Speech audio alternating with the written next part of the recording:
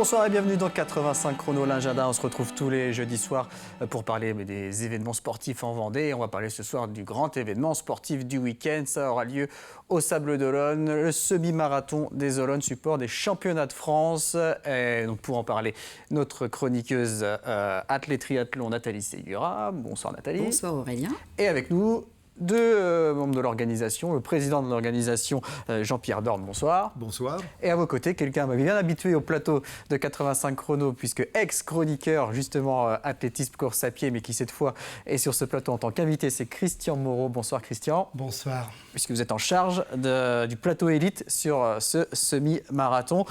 Ça y est, il va avoir lieu enfin ce semi des Olonnes, reporté à 3 reprises. Il avait d'abord été reporté puisqu'il était programmé quelques jours après le drame et le naufrage du canot de la SNSM. Puis ensuite, la crise sanitaire, le Covid a provoqué 2 autres reports. Mais ça y est, il aura bien lieu ce dimanche avec donc un 10 km et puis le départ du semi-marathon à 10h15 en direct sur l'antenne de TV Vendée, je le précise. Ça y est, on y est, Jean-Pierre? Ça y est, tout le monde est dans les starts, c'est vrai. Alors comment on se sent justement à quelques jours de cet événement qu'on prépare du coup, que vous préparez depuis un certain temps? Oui, on le prépare depuis de très nombreux mois parce qu'effectivement c'est un travail de longue haleine. Et là on arrive dans les dernières longueurs, donc on est en train de mettre de l'huile dans les engrenages pour que tout se passe bien, en espérant que la météo soit de la partie. C'est la seule chose qu'on ne maîtrisera pas.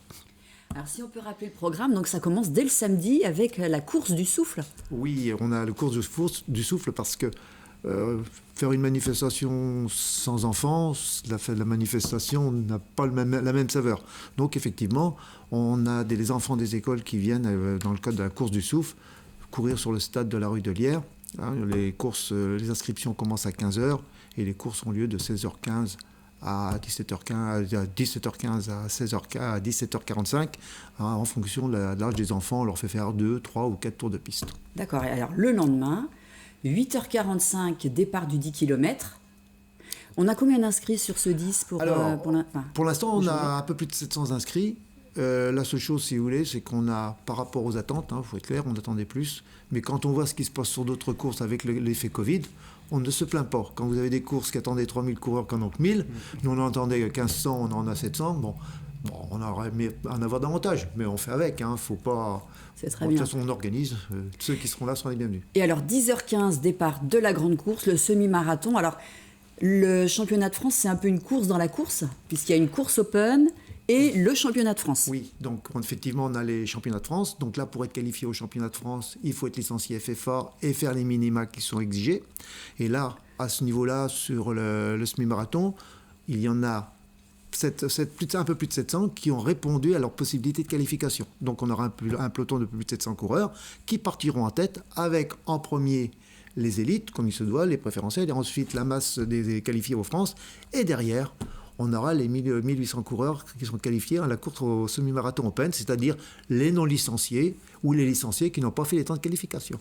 D'accord, donc les minima, oui Aurélien, il faut courir le semi en 1h17. Oui, on n'est pas loin, on va travailler un petit peu. Un petit peu d'entraînement et ça passe. Prochaine ou dans 2 sens. Il y aura des lendemains. Comment ça se passe? C'est le club qui pose sa candidature pour recevoir les championnats de France, ou bien c'est la Fédération française d'athlétisme qui propose? Alors, en fait, c'est le club qui pose la candidature. Il faut que ce soit un club. Donc, le semi-marathon, c'est une association qui est en lien avec le SEC Athlétisme, et c'est le SEC Athlétisme qui officiellement le demande, sachant que nous, l'organisation, on a une association de 1901 qui a été montée à côté du club pour éviter de vider le club de ses forces vives et puis pouvoir avoir une gestion complètement autonome par rapport pour différentes raisons. Là, le SEC Athlétisme, le semi-marathon par le biais du SEC Athlétisme, on fait une demande à la Fédération française d'athlétisme. Compte tenu qu'en 2007, on les avait déjà organisés une première fois et que ça avait été une réussite, on n'a pas eu de problème à avoir pour une deuxième fois les organisations de ces championnats de France. D'accord. Alors, on peut parler du parcours de ce semi-marathon. Alors, le parcours que nous avons, c'est un parcours qui est un peu unique en son genre, c'est-à-dire qu'on court les 3 quarts de la course en bord de mer. Donc le départ se fait devant la baie des Sables et on le fait aller-retour. Hein, la grande boucle fait 10 km. Et sur les 10 km, on a on a au moins 8 km qui sont en bordure de mer. Et donc c'est une particularité qui fait que c'est très intéressant. D'autant que, comme on veut que ce soit une fête, il y a 3200 mètres du parcours qui sont sonorisés. Avec une personne qui suit une moto accompagnée avec un animateur qui suit la première femme et qui suit une autre qui suit le premier homme. Et les commentaires sont repris en direct sur la course, sur le site arrivée, sur le site départ et sur le remblai. Ce qui fait que les spectateurs qui sont sur le remblai, même s'ils sont loin, peuvent suivre la course et savoir ce qui se passe. Voilà, donc sur le site, tout le monde profite des commentaires au cœur de la course. Alors, et même à la maison, donc c'est TV Vendée qui prend le relais en direct. C'est le deuxième point que je voulais vous soulever, c'est que cette année avec les France, il y a une grande première, c'est-à-dire qu'on a la course reprise en direct sur TV Vendée, sur la télé locale du Choletais. On l'a également en streaming sur TV, Athlé TV, et pour compléter la chose, et on a un grand écran dans le stade de la rue de Lierre sur le site arrivé qui permettra aux personnes qui sont dans les tribunes de pouvoir suivre la course. Voilà, donc il y a différents moyens de suivre la course, il n'y a plus d'excuses, que ce soit devant votre écran ou sur place au stade de Dolonne. Et à noter qu'au micro, on aura Christian Moreau, Nathalie Segura sur une moto, notre autre chroniqueur Johan Jadot, et je crois que vous serez accompagné de Jean-Pierre Buix, qui est également speaker bien connu dans le monde de la course à pied. Bon, même si les coureurs ne sont pas là pour faire du tourisme et admirer la plage, ça reste quand même un cadre assez exceptionnel pour ce type d'événement. Oui, beaucoup de coureurs le viennent, oui, même des coureurs qui viennent de loin, ils viennent en famille. Parce qu'il y a la plage qui est à côté, donc ils viennent courir, ils viennent pour le week-end. C'est une manière aussi de participer à la promotion de la ville des Sables, parce qu'on est de 400 bénévoles. Et en Vendée, pour mettre un peu de côté le championnat de France, il y a de moins en moins de courses sur route. Oui. Donc, il faut... effectivement, en Vendée... Il y a Vendée, puis même en course sur route, il y avait à peu près 85 épreuves en Vendée. Oui. Avec Covid, je peux vous dire une chose, il y en a beaucoup qui ont souffert et qui ont perdu, par exemple, des courses, des trails, qui étaient même des trails, où il y avait 900 personnes de prévues. Les années précédentes, là, 120 personnes. Donc, si vous voulez, certaines courses ne peuvent pas assumer. Donc, il faut avoir maintenant, il faut partir sur une certaine qualité d'organisation aussi pour attirer les gens. Et ça, c'est... On va s'intéresser au plateau et notamment aux favoris de ces championnats de France dans quelques instants. Mais tout d'abord, on va énumérer quelques événements sportifs dans les autres sports qui ont lieu ce week-end en Vendée avec du ring hockey dès ce soir. Il y a 2 matchs, si vous voulez, juste après l'émission. Vous pouvez vous rendre soit du côté de la salle de l'Angélemière à La Roche-sur-Yon pour voir le match entre la Vendéenne et Nantes dans le cadre du challenge des Pays de la Loire. Ça reste un tournoi de préparation. Ou bien du côté du Poiré-sur-Vie où le Poiré Roller affronte Saint-Sébastien à 20h30 à la salle de la Montparière. Ce week-end va être marqué également par le 3e tour de la Coupe de France de football. Un tour qui voit l'entrée en lice des équipes de National 3. À noter qu'en National 2, les Herbiers se déplacent à Trélissac pour la 7e journée. Un bel événement basket également samedi soir à la Halle des Sports des Oudéries à La Roche-sur-Yon avec le Homkia Basket Challenge. Les derniers matchs de préparation pour les 4 équipes qui vont être présentes. 2 équipes de National 1 masculine, les 2 équipes vendéennes, les Sables et Chaland qui s'affrontent à partir de 18h. Et puis un match de Ligue féminine, 2 équipes de Ligue féminine, La Roche-sur-Yon et Basketland, championne de France en titre à partir de 20h30. En handball, on va jouer la 2e journée de National 3 et le Slam, l'équipe d'Aubigny et de Moutier-les-Maufais affronte Sully-sur-Loire samedi soir à Aubigny. Du côté de la National 3 féminine, la première journée avec les Herbiers face à Issoudun samedi soir. L'équipe de La Roche se déplacera à Saint-Sébastien. À noter qu'on jouera également en National 1 masculine. Pouzot se déplace à Cesson-Rennes et en National 1 féminine, La Roche se déplace à Bordes. Voilà pour les premiers rendez-vous sportifs. Une petite info cyclisme avant de revenir à l'athlé et au semi-marathon avec le Tour de Vendée cycliste qui aura lieu le samedi 9 octobre, 49e édition. Le parcours a été dévoilé. Départ des Herbiers, arrivée à La Roche-sur-Yon sur un nouveau site d'arrivée, le même que lors de la dernière arrivée du Tour de France à La Roche-sur-Yon. Vous voyez, passage par Les Épaisses, Mouchamp, Chantonnay, Torigny, La Chaise-de-Vicomte, La Ferrière ou encore Dompierre-sur-Yon pour un parcours, une distance totale de 199 km 800. Retour au semi-marathon, donc championnat de France. Là, on va vraiment se focaliser sur ce championnat de France avec les forces en présence. Il y aura du beau monde, forcément, Christian Moreau, sur cette édition 2021, sachant qu'il n'y a pas eu de titre décerné en 2020. On va s'intéresser aux garçons. Ça va batailler, on va dire, peut-être entre 3 hommes qui se détachent, à commencer peut-être par Johan Durand. Oui, Johan Durand, Bergerac Athlétisme, Dordogne Athlétisme plus exactement, qui nous revient du 10 km de Langueux sur le championnat de France il y a une petite semaine, où il a fait très forte impression pour revenir au sprint sur Abderrazak Charik, qui sera avec lui sur la ligne de départ. Donc on peut s'attendre quand même franchement à une grosse bagarre pour le titre de champion de France au Sable d'Olonne entre ces deux garçons. À savoir que Abderrazak Charik est quand même crédité d'un 62 sur la distance. Johan Durand prépare le marathon de Paris, donc c'est à point nommé ce semi-marathon. Dans quel état de fraîcheur? On sait qu'il revient de Font-Romeu, mais pour tout vous dire, pour les avoir eus l'un et l'autre, les deux veulent la première boîte. Donc il va falloir quand même les applaudissements du public, peut-être pour faire la différence, allez savoir. Mais il faudra sacrément avoir une puissance pour terminer cette dernière boucle, Jean-Pierre, entre les Atlantes et la remontée au stade de Rudelière, ou une petite remontée, où on risque d'avoir une entrée sur le stade, allez savoir, sur le sprint. Et attention à Julien Navarro également. Alors pas Julien, son frère, Nicolas Navarro. Nicolas Navarro. Très bien le préciser, parce que Julien Navarro est un garçon, frère de Nicolas, qui a fait 3e au championnat de France de course en montagne. Donc la famille, par le chrono, par le podium, allez non savoir, il nous revient de Tokyo. C'est un garçon qui paraît très timide, mais qui n'est pas timide avec le chrono et avec la vitesse. Il a su le faire à Tokyo en prenant la 83e place au départ, en passant à la 43e à mi-parcours et en finissant 12e.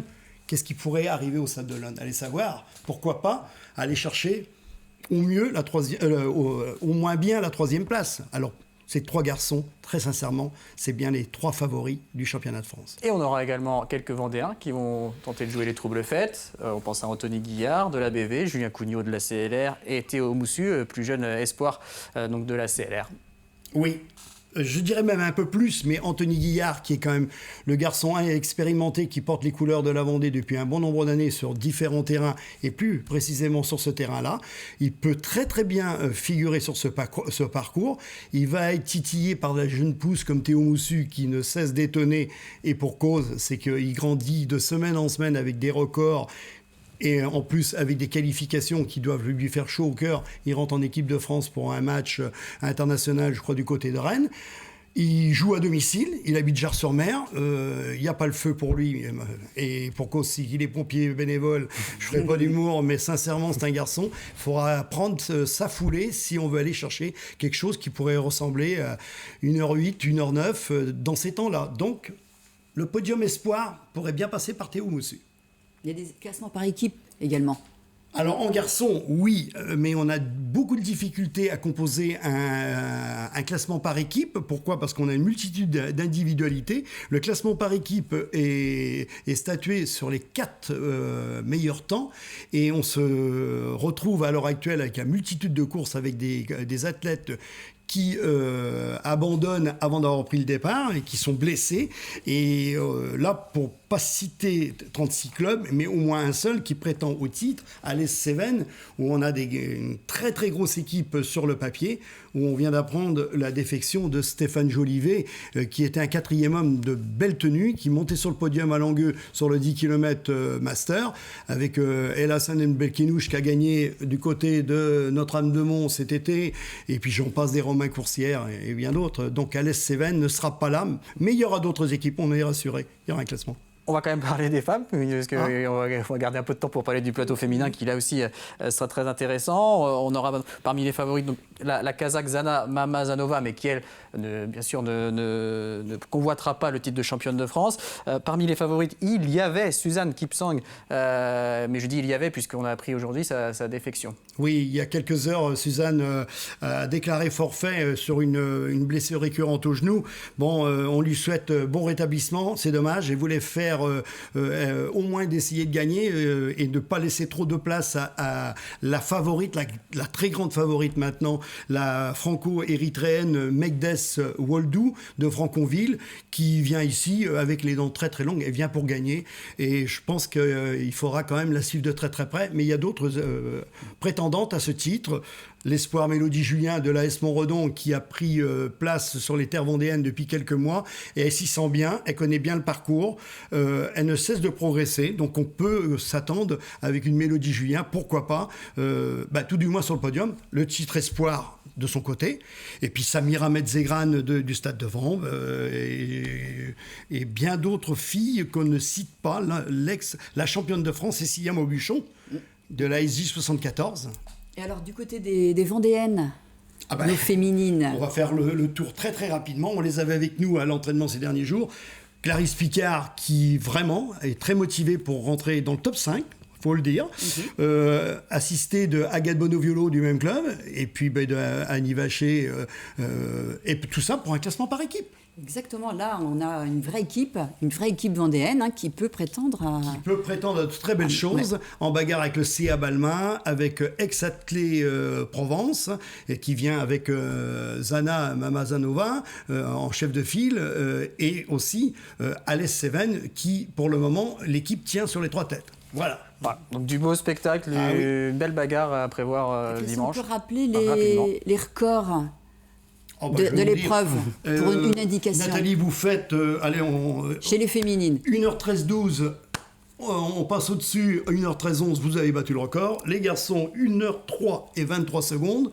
Écoutez, vous êtes sur les temps records du semi-marathon. On verra ça dimanche s'il y a un record. Les autres rendez-vous sportifs du week-end, il y a d'autres épreuves de course à pied ce week-end, notamment du côté de Fontenay-le-Comte avec le Trail de la Renaissance samedi à partir de 17h avec 3 épreuves, un 8 km, un relais 2 x 9 km et un 18 km. Du côté de Roche-Trejoux, ce seront les courses de l'Antimoine avec 2 trails de 11 et 21 km dimanche et puis 3 randos orientation VTT, 14 km pour les familles, 30 km pour ceux qui veulent découvrir ces randos et 41 km pour les plus sportifs. Du cyclisme avec le chrono des Achards, la 10e édition, ce sera samedi à partir de 9h contre la montre individuelle avec une centaine de coureurs attendus dans les catégories minimes, cadets, juniors et seniors. Les catégories minimes et cadets seulement participent au challenge Thomas Voeckler avec la 5e manche, la finale dimanche du côté de la Chaise-le-Vicomte. Il y aura du sport automobile également du côté du Poiry-sur-Vie avec la 19e édition du rallye de la vie. Environ 90 équipages attendus, épreuve qui compte pour le championnat de Ligue régionale Bretagne-Pays de Loire et la Coupe de France des rallyes. 7 épreuves spéciales dimanche et vérification technique le samedi.